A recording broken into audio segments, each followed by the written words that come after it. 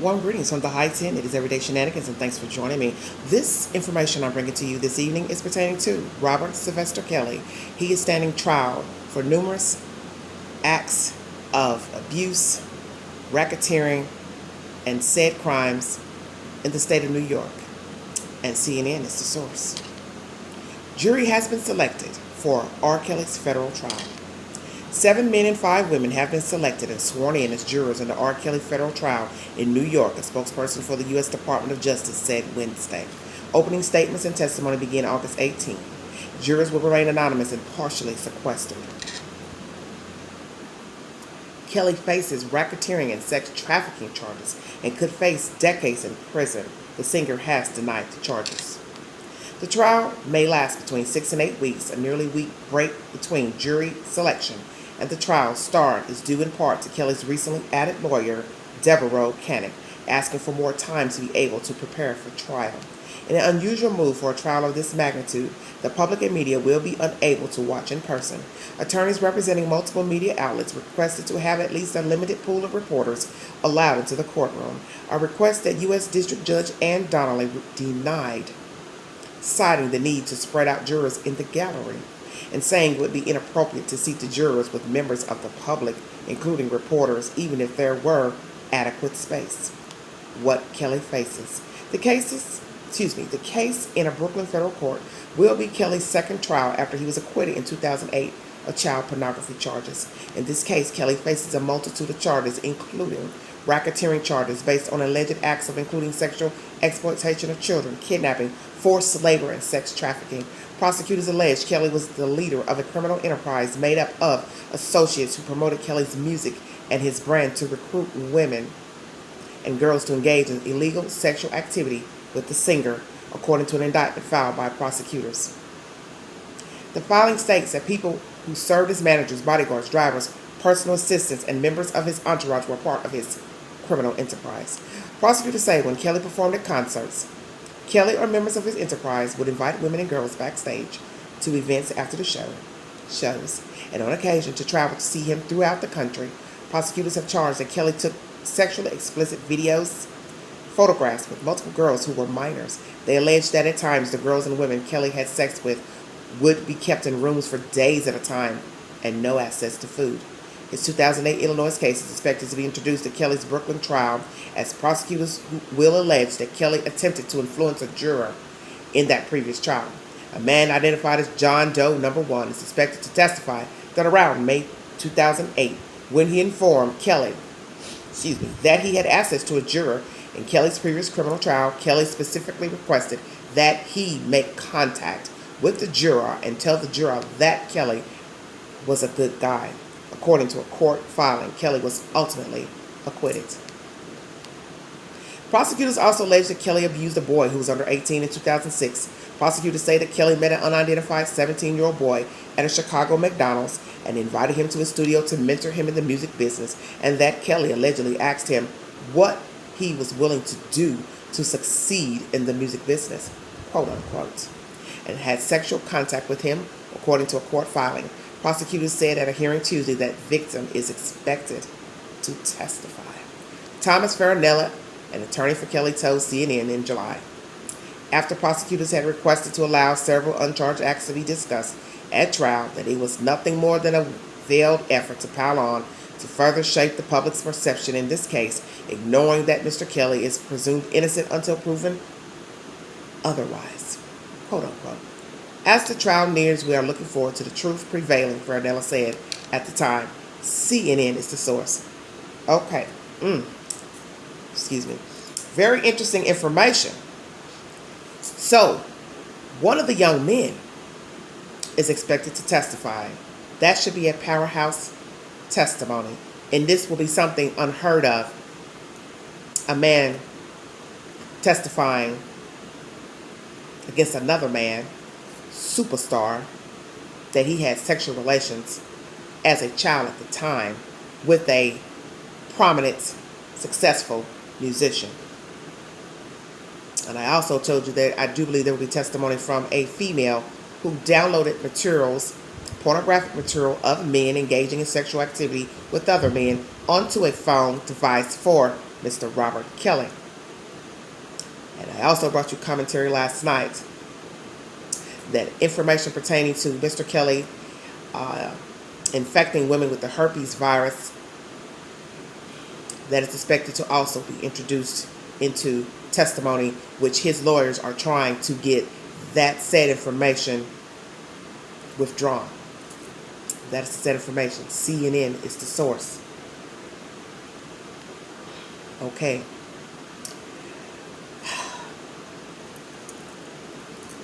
As most of you know, Robert Kelly had a relationship with the decedent Aaliyah, and I'm going to bring you said information pertaining to her.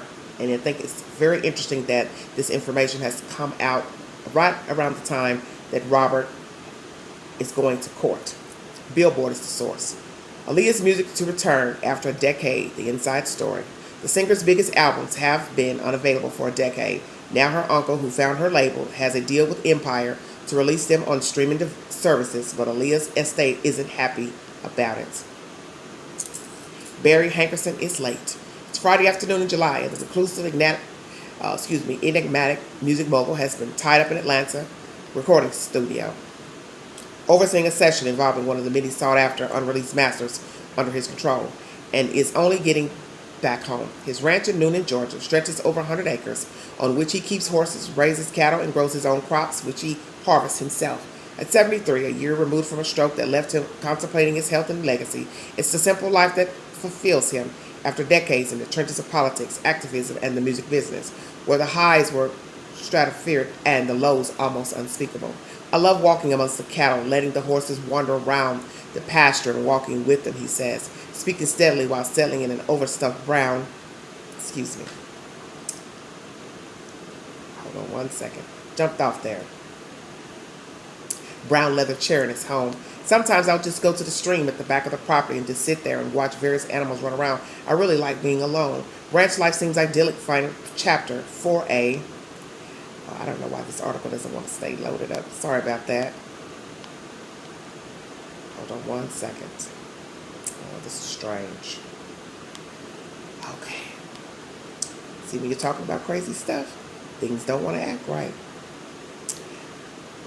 Sometimes I'll go to the stream at the back of the property and just sit there and watch various animals run around. I really like being alone. Ranch life seems an idyllic final chapter for a man who has seen and achieved much in his lifetime. But there are many, both inside and outside the music industry, though not everyone, who for the past decade have been clamoring for him to take a much more active role in the great jewel of his domain. The catalog of his record label, Black Ground Records, and more specifically, the last two albums by his niece, the iconic R&B singer Aaliyah, whose most consequential works have been kept off digital service providers and out of print for much of the last 2 decades following her tragic death in a plane crash August 25th, 2001 at the age of 22. Now those people are finally about to get their wish. Hankerson has secured a new partnership with independent Bay Area music company Empire that will make the entire Black Ground catalog not just Aaliyah's works, but 17 albums by artists including Timbaland, Magoo, Tank, Tony Braxton, and JoJo, available to stream for the first time ever, and for both physical and digital purchase for the first time in a decade. And after what fans have deemed an interminable wait, with several false starts and unfulfilled promises along the way, Hankerson is finally sitting for his first extensive interview in over a decade to answer the one question that everyone has had on their minds. What took so long? He muses calmly as the conversation begins. I knew you were going to ask me that. Aaliyah Dana Houghton was 11 years old when she first shared a stage with Gladys Knight, the great diva from Atlanta, who for a short period in the 1970s,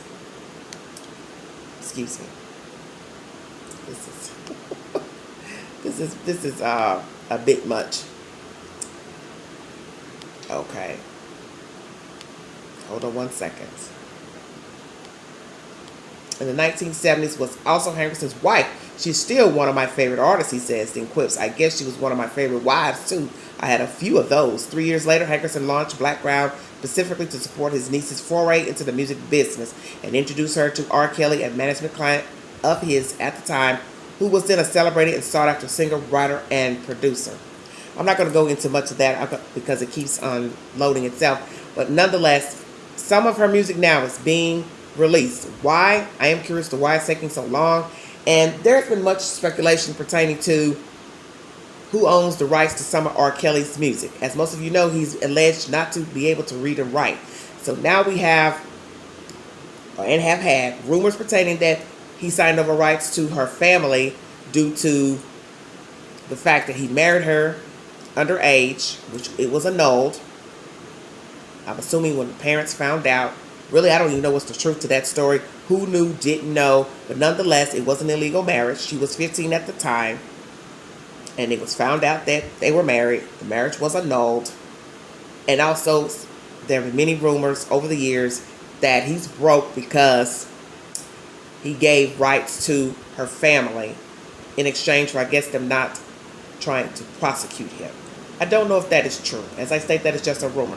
Now we have commentary coming out about her music being backlogged and finally being released, which we have to ask ourselves, in this modern day with YouTube and all these streaming devices, why would it take so long for her uncle to release the said music? And as the article states, her estate is not pleased with this. So I don't know what is really going on between the estate and this uncle, and the fact that he's also releasing music from other musicians that I mentioned in this commentary, JoJo, Timbaland.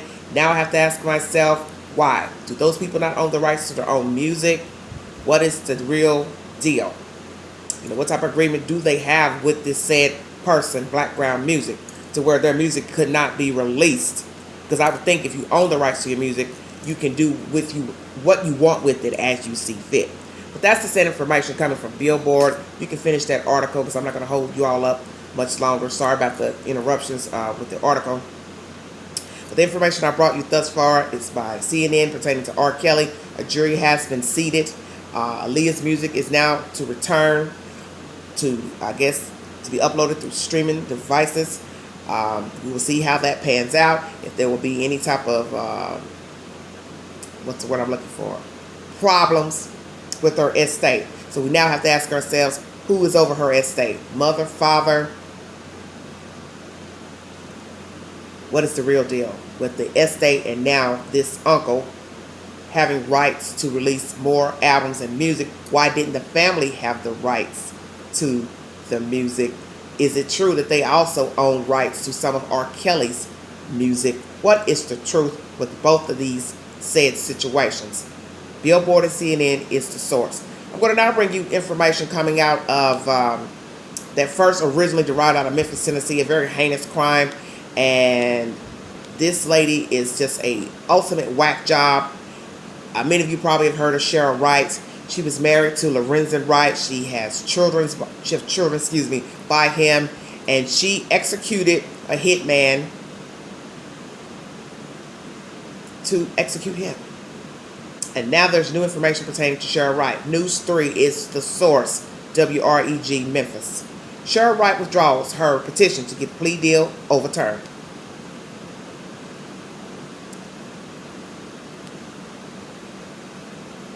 Sherra Wright withdrew her petition to have her case overturned during a brief court appearance on Tuesday. After admitting to her role in the death of Memphis Grizzlies basketball player Lorenzen Wright, attorneys for Wright originally told the judge they were going to try to overturn her plea deal during a hearing scheduled for Tuesday. However, once in court, Sherra Wright took to the stand to say she was withdrawing that petition. The judge stated she cannot seek another post-conviction relief, meaning she will have to serve the rest of her sentence until she comes up for parole. Court documents obtained by WREG do not say why she withdrew her petition. Wright pleaded guilty and was sentenced to decades in prison for facilitation of murder. The case against her was tied to the death of Lorenzen Wright, who was shot to death back in 2010. She originally claimed that her confession was coerced and that her first attorneys were ineffective. Sherra Wright files lawsuit against Shelby County Jail, alleging cruel and unusual punishment. That is also another article in the said information if you need to verify. The hearing was originally scheduled last month but was postponed after her lawyer failed to show up. Interesting. Billy Ray Turner, Wright's alleged accomplice, is expected to go on trial for first-degree murder and conspiracy charges January 31st. He is pleaded not guilty. For full coverage of this case, click here inside of the article. So, newsflash. Sherra Wright, former wife of Lorenzen Wright, has now withdrew her plea deal, her petition to get a plea deal. His mother speaks in this commentary inside of this article, and she basically says, Lorenzen Wright's mother, it's that might as well. She knows that 12 new members of a jury would have to hear her case, hear the information, hear the evidence, and could possibly sentence her to life, which means there'd be no chance of getting out of prison if indeed it's life without the possibility of parole. But I found that interesting to say, because my thing is, wouldn't her lawyers have informed her of that hey, if you try to get another plea deal, you would have to go through the same motion again, same situation again, and those 12 new members of a jury could possibly find you guilty and not grant you parole. So she had to have known that before going through this process of trying to get her plea deal overturned. I think this lady just likes theatrics. I think there's something mentally wrong with her. She was obviously mentally disturbed and crazy cuckoo to order a hit on her husband, ex-husband. In my understanding, they were not living together. They weren't married at the time when she executed a hit once in Atlanta, Georgia. He was staying with a friend down there, and somebody allegedly crawled through a window trying to execute the man, try number one, but did not succeed. I think the person woke up and the person ran out of the house. I think back through the window or out the door, whichever, but the plan didn't go into motion. Try number two, they hit the jackpot. They murdered this man in cold blood. And I believe he was on a phone calling 911. He was shot to death. And when you watch the said commentary pertaining to this storyline, they show the outline of his body. Naturally, he was a big man, tall guy. To see his print of his body lying in that field, so horrific. Just this dark stain of a man that once was horrific, atrocious, disrespectful.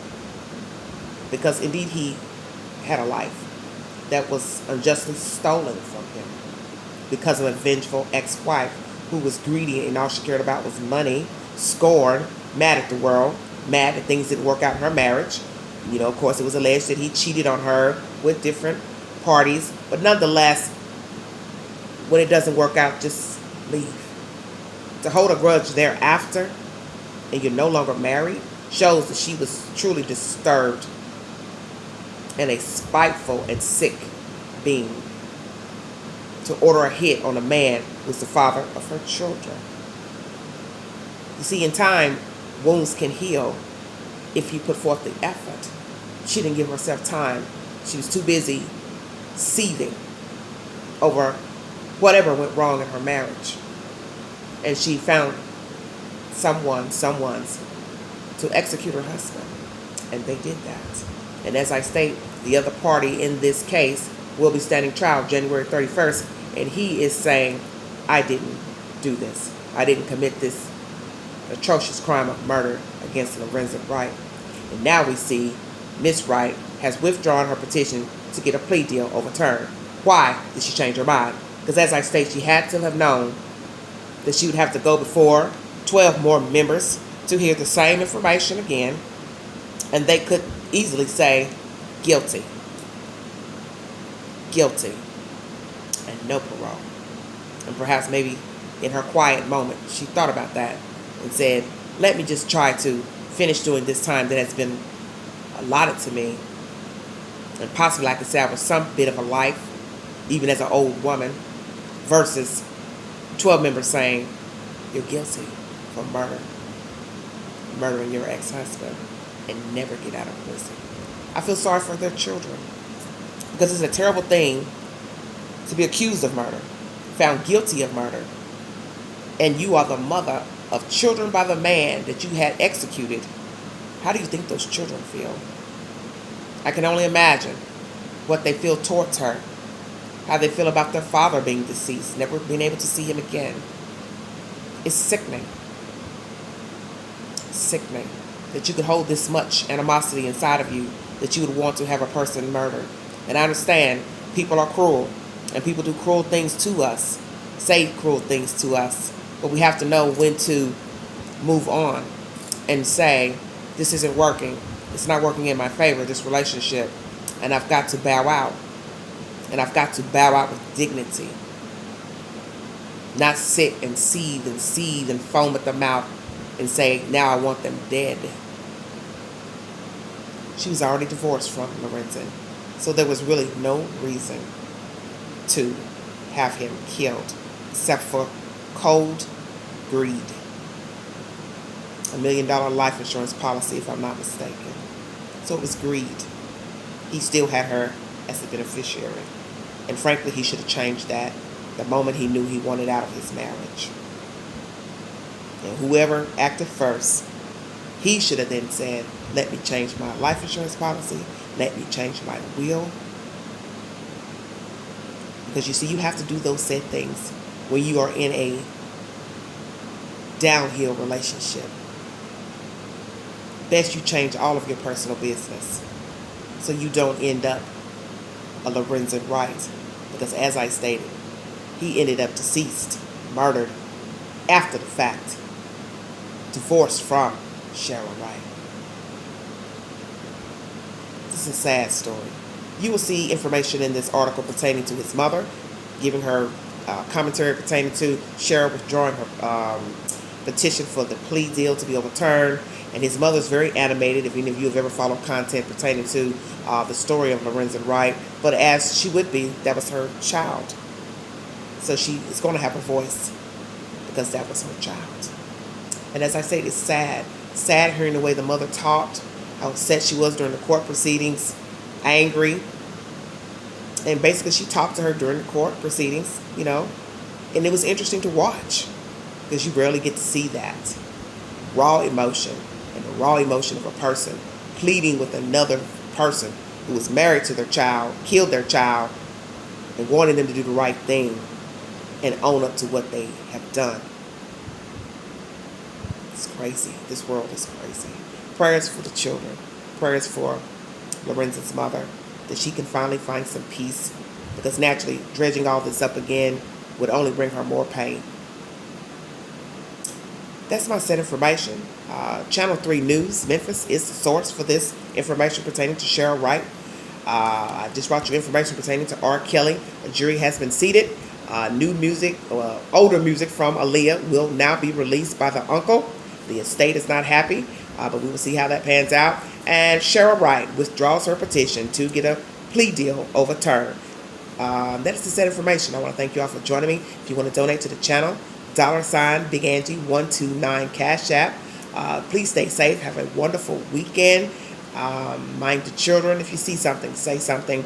Prayers to the families of Chadwick Carr, still missing out of East Tennessee, from the halfway house to Foundation. Mindy Lowe is the operator. She and those members of that said domain need to take account for what happened to Mr. Carr. Tashina Kyle, 27, still missing out of East Tennessee, Knoxville, Tennessee. Praying that someone will bring forth information. And both of these African-American people who are currently missing out of the Knoxville, Tennessee area, somebody always knows something. And it's just a matter of who will be the first to speak. Come forward and tell the truth. I thank you all so much for joining me. Thank you for my new subscribers. Thank you all for dropping by, watching the content.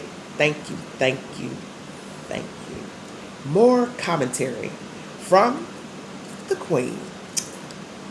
This is Everyday Shenanigans.